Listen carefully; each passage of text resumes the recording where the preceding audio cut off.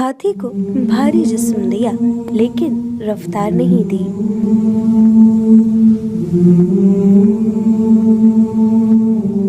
چیتے کو تیزی دی مگر بھاری جسم نہیں دیا۔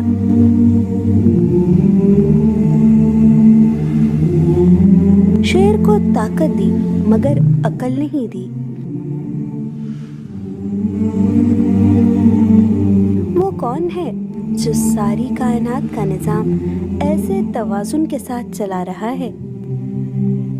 بے شک وہ کائنات کا اکیلا شہنشاہ اللہ ہے۔